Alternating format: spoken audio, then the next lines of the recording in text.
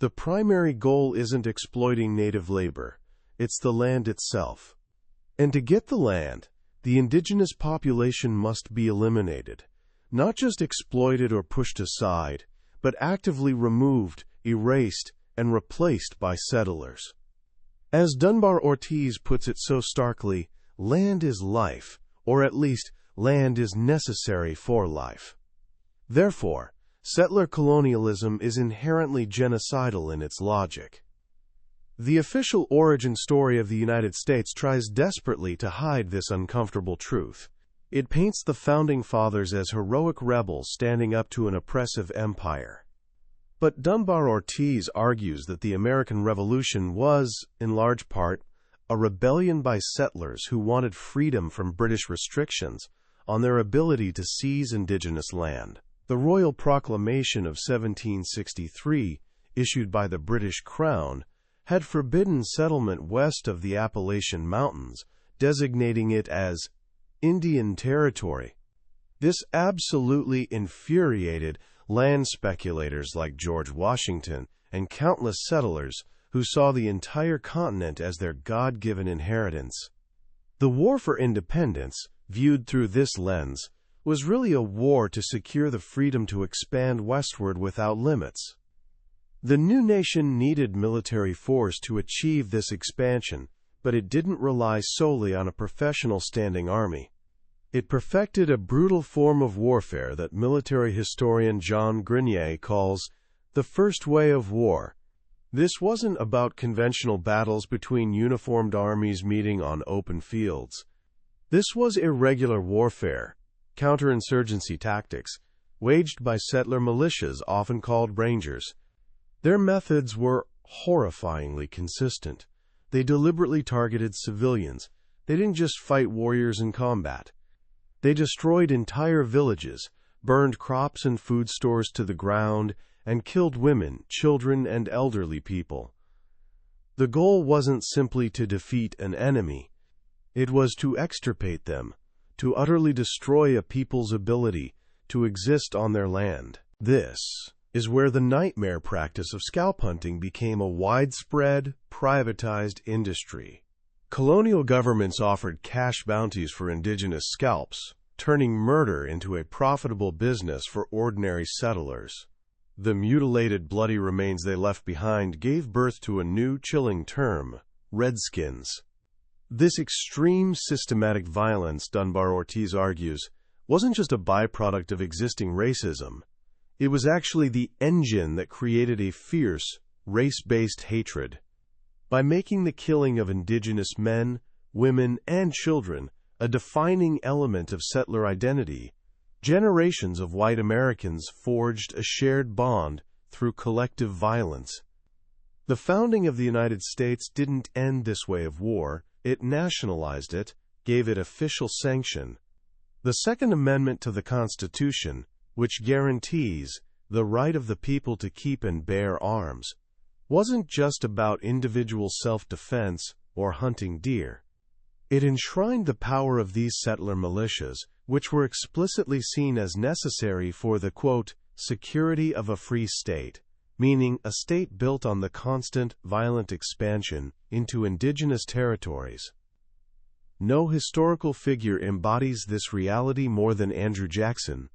In most traditional history books, he's presented as the hero of the common man, the father of American democracy, the people's president. But in this book, he's revealed as the architect of what Dunbar-Ortiz doesn't hesitate to call a final solution for indigenous peoples east of the Mississippi River. Jackson was a wealthy land speculator and slave owner from Tennessee who built his entire political and military career on killing indigenous people. He commanded the militias that waged genocidal campaigns against the Muskogee Creek Nation and the Seminoles in Florida. His military campaigns weren't battles in any honorable sense. They were outright massacres. After the Battle of Horseshoe Bend in 1814, where hundreds of Muskogee men, women, and children were slaughtered, Jackson's soldiers skinned the bodies of the dead to make souvenir bridle reins. Just let that sink in for a moment. When Jackson became president, he made Indian removal the centerpiece of his administration. He famously ignored a Supreme Court ruling that actually affirmed Cherokee sovereignty, basically saying, quote, "The court has made its decision, now let them enforce it." In 1830, he rammed the Indian Removal Act through Congress.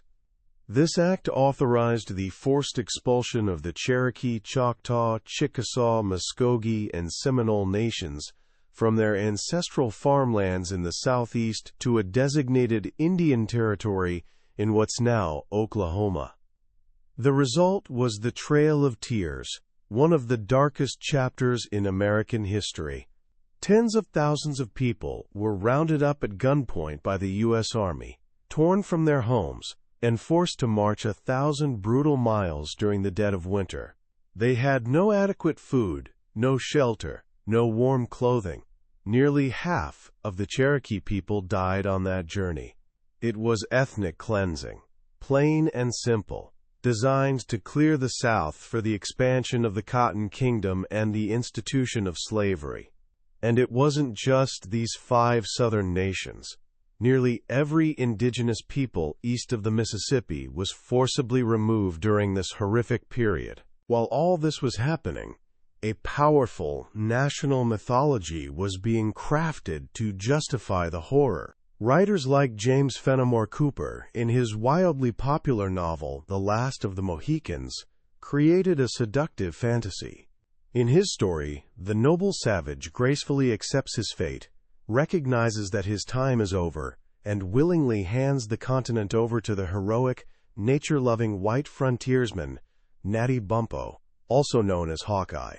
This myth allowed white Americans to see the disappearance of indigenous peoples not as the result of deliberate, violent conquest, but as a sad yet natural and inevitable part of progress. It was a story that washed the blood off the land and replaced it with a romantic tale of destiny and divine will. But the conquest was far from finished. The ideology of manifest destiny now set its sights further west, toward vast territories that belonged to another nation, Mexico. The U.S. invasion of Mexico in 1846 is often presented in textbooks as the country's first foreign war, something separate from westward expansion. But Dunbar-Ortiz makes the case that it was simply a continuation of the same continental conquest, just pointed in a slightly different direction. U.S. politicians and popular cultural figures like the poet Walt Whitman openly described Mexicans as an inferior, mixed race, barely better than Indians, who needed to be swept aside for the noble Anglo-Saxon race to fulfill its destiny. The war was brutal and one-sided, ending in 1848 with the Treaty of Guadalupe Hidalgo, in which Mexico was forced at gunpoint to cede half of its entire territory to the United States. This included all of present-day California, Nevada, Utah, Arizona, New Mexico, and chunks of Colorado, Wyoming, Kansas, and Oklahoma. With this massive land grab, the United States finally achieved its geographic dream, stretching from the Atlantic to the Pacific. But again, the land wasn't empty. It was home to hundreds more indigenous nations, including the Apache, Navajo, Comanche, and the peoples of the Great Plains like the Sioux, Cheyenne, and Arapaho. What followed was the final, and perhaps most infamous phase of what became known as the Indian Wars. The U.S. Civil War, which raged from 1861 to 1865, was a brief interruption in this westward expansion.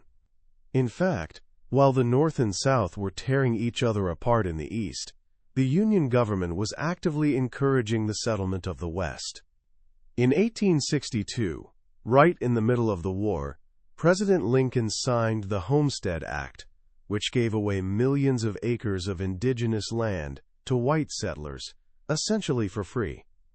During the Civil War itself, volunteer militias in the West, having few Confederate soldiers to fight, turned their violence on indigenous communities with horrifying results. The most notorious incident was the 1864 Sand Creek Massacre. A Colorado militia, led by Colonel John Chivington, attacked a peaceful Cheyenne and Arapaho camp that was flying both an American flag and a white flag of truce as signs of peace.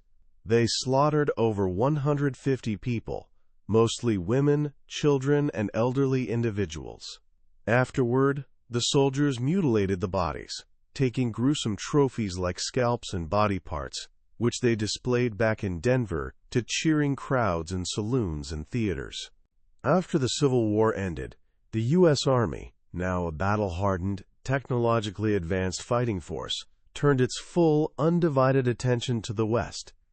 Generals like William Tecumseh Sherman and Philip Sheridan, who had perfected the brutal strategy of, quote, total war against civilian populations in the South, now applied those same tactics to the indigenous nations of the plains. Sherman openly called for the extermination men, women, and children of the Sioux, stating it plainly in official military correspondence. A key part of their strategy was the systematic destruction of the buffalo. The great bison herds, numbering in the tens of millions, were the economic, cultural, and spiritual heart of Plains societies. Everything depended on them. The Army understood this perfectly. They encouraged and actively protected commercial hunters, who slaughtered buffalo by the millions, leaving entire prairies covered with rotting carcasses, taking only the hides and sometimes just the tongues. By the 1880s, the buffalo were nearly extinct, reduced from perhaps 60 million to less than 1,000. It was a deliberate act of ecological and economic warfare designed to starve the Plains nations into submission and dependence. Even in the face of this overwhelming mechanized violence, resistance continued with remarkable courage. Leaders like Crazy Horse and Sitting Bull of the Lakota Sioux led a powerful alliance that famously defeated Lieutenant Colonel George Armstrong Custer and his 7th Cavalry at the Battle of the Little Bighorn in 1876, a victory that shocked the nation. In the Southwest, the Apache leader Geronimo led a small, brilliant band of guerrilla fighters that eluded thousands of U.S. Army troops for years, becoming an enduring symbol of unbreakable resistance. But the tide of history, backed by an industrializing nation with seemingly unlimited resources and a relentless military machine, was simply overwhelming. By the late 1880s, most surviving indigenous peoples were confined to reservations, which functioned as little more than concentration camps, where they were completely dependent on often inadequate government rations. Their children were forcibly taken from their families and sent to militaristic boarding schools, where they were forbidden to speak their own languages, practice their religions, or maintain any connection to their cultures. The motto of these schools, founded by Captain Richard Henry Pratt, was chillingly direct: kill the Indian and save the man. It was a program of deliberate cultural genocide. The final, heartbreaking punctuation mark of this era came on December 29, 1890, at Wounded Knee Creek in South Dakota. The U.S. 7th Cavalry, Custer's old unit seeking revenge, surrounded a small, starving band of Lakota people, led by Chief Bigfoot. They were followers of the Ghost Dance, a peaceful, spiritual movement that prophesied the return of the buffalo, the disappearance of the white settlers, and the restoration of indigenous ways of life. The soldiers were in the process of disarming the Lakota men when a single shot rang out, likely fired accidentally. The cavalry immediately opened fire with rapid-fire Hotchkiss cannons, mowing down nearly 300 men, women, and children in a matter of minutes. Bodies were found frozen in the snow miles away. The soldiers involved were later awarded Congressional Medals of Honor for their actions, medals that still haven't been rescinded. The massacre at Wounded Knee is traditionally seen as the symbolic end of the Indian Wars. But the story doesn't end there. Not by a long shot. The book's final chapters offer a powerful testament to what the author calls survivance. a term coined by Anishinaabe scholar Gerald Vizenor. This isn't just passive survival. It's about active presence, the continuation of narratives and traditions, and a firm rejection of the victim role. The 20th century was a period of what Dunbar-Ortiz calls peacetime colonialism. The overt military violence was replaced by bureaucratic violence, which was often just as devastating. The Dawes Act of 1887 broke up communally held reservation lands into individual plots, with the surplus land conveniently sold off to white settlers and corporations. This single piece of legislation resulted in the loss of nearly two-thirds of the remaining indigenous land base. Federal policies swung wildly back and forth, from forced assimilation programs in the 1920s that tried to erase indigenous identity entirely, to the modest reforms of the New Deal in the 1930s under John Collier, and then to the absolutely disastrous termination policy of the 1950s, which sought to dissolve indigenous nations altogether and force their members into mainstream American society. But resistance was reborn in a powerful new form. The civil rights movement of the 1960s inspired a new generation of indigenous activists who were done asking politely for their rights. Groups like the National Indian Youth Council and the American Indian Movement, or AIM, emerged with energy and determination.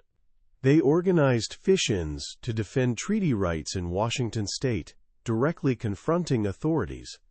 In 1969, a group calling themselves Indians of All Tribes occupied Alcatraz Island in San Francisco Bay, the former federal prison, for 19 months, capturing international attention and inspiring a wave of activism that spread like wildfire across the country. This wave of resistance reached its dramatic peak in 1973, back at the site of the original massacre, Wounded Knee. Oglala Lakota traditional people, protesting a corrupt and violent tribal government that was backed by the U.S. Bureau of Indian Affairs, invited AIM to join them in an occupation of the small hamlet. The standoff lasted for 71 tense days, with hundreds of federal marshals, FBI agents, and even military personnel in armored vehicles surrounding the activists. There were firefights, 2 activists were killed, and 1 federal agent was paralyzed. The Siege of Wounded Knee in 1973 was a powerful act of reclaiming history, a loud declaration that indigenous peoples were not some relic of the distant past, but a living, breathing, powerful force in the present and future. This sustained activism eventually forced real changes. The disastrous termination policy was officially ended. The Indian Self-Determination and Education Assistance Act of 1975 began a slow, imperfect process of restoring some measure of control to indigenous governments over their own affairs. The struggle also moved into the international arena, with indigenous leaders taking their case directly to the United Nations. After literally decades of persistent work and advocacy, this culminated in 2007 with the UN Declaration on the Rights of Indigenous Peoples, a landmark document that formally affirms their rights to self-determination, land, resources, and culture. The book ends by bringing the story full circle in a disturbing way, connecting the Indian Wars of the 19th century to the United States' global war on terror in the 21st century. The same military language is still used today. U.S. soldiers in Iraq and Afghanistan referred to dangerous enemy territory as Indian country, a term that came straight out of the frontier wars. The same counterinsurgency tactics, targeting civilians and infrastructure to break the will of the population, are employed in these modern conflicts. The pattern, Dunbar-Ortiz argues convincingly, is unbroken. The U.S. empire, which began with the violent conquest of a continent, simply continued to expand its reach and methods across the entire globe. North America, she concludes with stark clarity, is a crime scene. The evidence is literally everywhere, hiding in plain sight. In the names of our cities and states, in the offensive mascots of sports teams, in the land acknowledgments we're only now beginning to make, and in the very ground beneath our feet. Acknowledging this history, she argues passionately, is not about wallowing in guilt or paralyzing shame. It's about accepting responsibility. It's about understanding that the society we live in today is a direct product of this violent past, and that building a different future requires a different path forward, one based on truth-telling, justice, the honoring of treaties that were signed and broken, and genuine respect for the sovereignty of the continent's original peoples. Reading an Indigenous Peoples History of the United States is not what you'd call a comfortable experience. It's deeply unsettling, it's painful. It can make you angry, sad, and honestly a bit sick to your stomach. And it's absolutely, utterly necessary. The book functions like a powerful acid, dissolving away all the comforting myths that have held the standard American story together for generations. What's left behind is something rawer, infinitely more complex, and far more honest. The most profound lesson for me, and one that I think is essential for everyone to truly grasp, is this concept of settler colonialism. We often think of colonialism as something that happened somewhere else, far away, with British officers strutting around India, or French administrators exploiting Africa.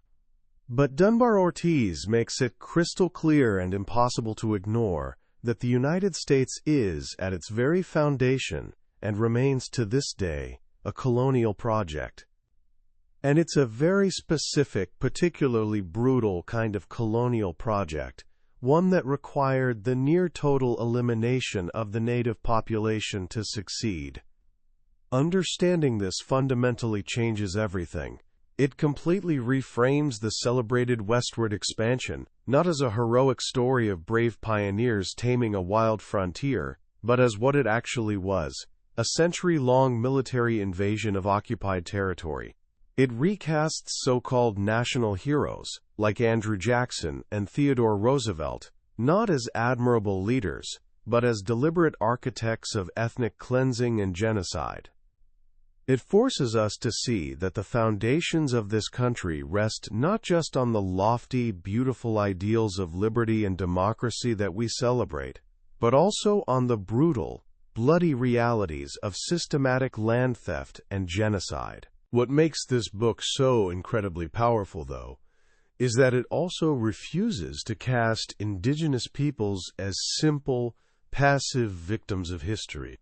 It is, above everything else, a story of resistance and survivance.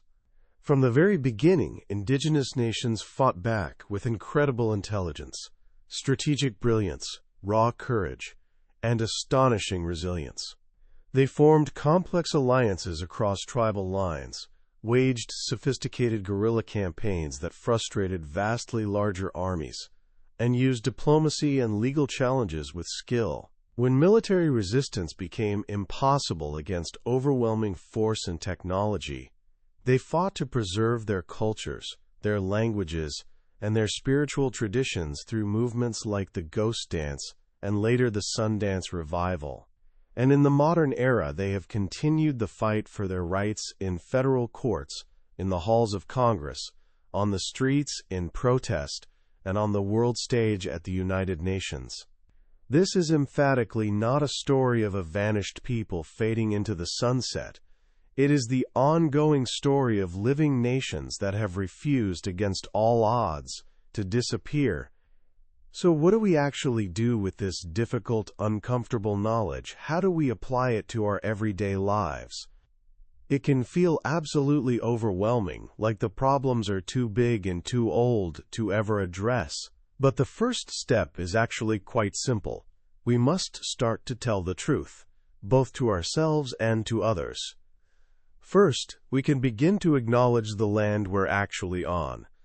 Every single city, every town, every suburb, every highway in America is built on indigenous land that was taken, often violently, Take a moment to learn the names of the specific peoples whose ancestral territory you call home.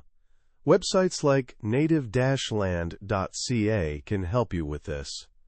This simple act of recognition is a surprisingly powerful way to begin peeling back the layers of historical erasure and to recognize the living history that exists right under our feet. Second, we can actively challenge the stories we're constantly told. The next time you watch a classic Western movie, or hear a politician casually invoke the idea of manifest destiny, or see a team with a native mascot, pause and ask yourself, whose story is actually being told here? Whose perspective is being centered? And maybe more importantly, whose story is being deliberately left out or distorted? By learning to see the world through the lens this book provides, we can begin the long process of decolonizing our own minds and the culture around us. Finally, and this is crucial, we must recognize that this is not just ancient history gathering dust in textbooks. Indigenous nations today are vibrant, modern, sophisticated sovereign entities. They're fighting for treaty rights, protecting the environment often more effectively than anyone else, leading resistance against pipelines and mining projects, working to revitalize languages on the brink of extinction, and addressing the deep, intergenerational wounds of historical trauma. We can support their ongoing struggles in concrete ways, amplify their voices, read the works of contemporary Indigenous authors and artists, support Indigenous-owned businesses, and most importantly, actually listen when they speak. This summary of an Indigenous Peoples History of the United States by Roxanne Dunbar-Ortiz has only scratched the surface of what the book contains. A summary, after all, is just a rough map, and a map is never, ever the same as the actual territory. The real power of this book lies in the incredible details, in the personal stories that will break your heart, in the documented evidence that's impossible to refute, and in the sheer, undeniable weight of the case it presents. This summary is really just your invitation, your opening, to explore that territory for yourself. If any of the ideas we've discussed today have sparked something inside you, have made you curious or uncomfortable or genuinely angry, then I strongly urge you to pick up a copy and read it cover to cover. Reading it is not just an act of learning some history. It's an act of bearing witness to truths that have been suppressed, an experience that will fundamentally change the way you see the country you live in and your own place within its ongoing, unfinished story. You'll find a link to the book in the description below. Also, if you found this summary valuable or thought-provoking, please consider giving this video a like and subscribing to Billionaire's Bookshelf. It genuinely helps us continue to bring these powerful, often challenging ideas to more people who need to hear them. By sharing this knowledge, by talking about it with friends and family, we all take one more small but important step on the long, difficult road toward real understanding, and hopefully, toward building a more just and honest future together. Let's keep learning, keep questioning, and keep growing. Thanks for listening.